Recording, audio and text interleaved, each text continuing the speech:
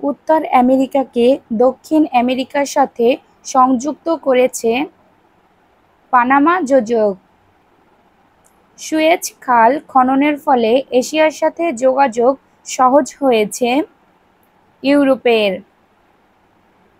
Panama খাল ব্যবহারকারী প্রধান দেশ যুক্তরাষ্ট্র।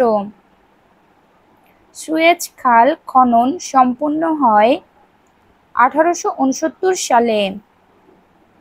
প্রশান্ত মহাসাগর ও আটলান্টিক মহাসাগরকে যুক্ত করেছে যে প্রণালী, পানামা প্রণালী।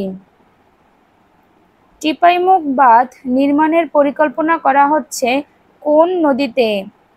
বরাক। পৃথিবীর বৃহত্তম কৃত্রিম খাল কোনটি? গ্র্যান্ড খাল। ফারাক্কা বাঁধ বাংলাদেশের সীমান্ত থেকে কত দূরে অবস্থিত? 16.5 কিলোমিটার। মিশর সুয়েজ খাল জাতীয়করণ করেছিল 1956 সালে। ভারত বাংলাদেশ গঙ্গা নদীর পানি চুক্তির মেয়াদ 30 বছর। সুয়েজ খাল কোন দেশে অবস্থিত? মিশর। সুয়েজ খাল কোন বছর চালু হয়?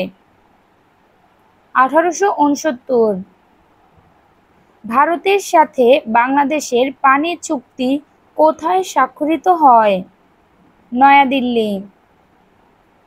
পানামা খাল কোন কোন মহাসাগরকে যুক্ত করেছে? আটলান্টিক ও প্রশান্ত মহাসাগর।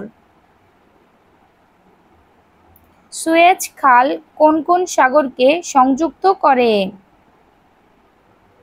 ভূমধ্যসাগর ও লোহিত সাগর। ধন্যবাদ সবাইকে ভিডিওটির সাথে থাকার জন্য। প্লিজ সবাই লাইক করবেন, কমেন্ট করবেন এবং একটু নিজ প্রোফাইলে শেয়ার করে দিবেন।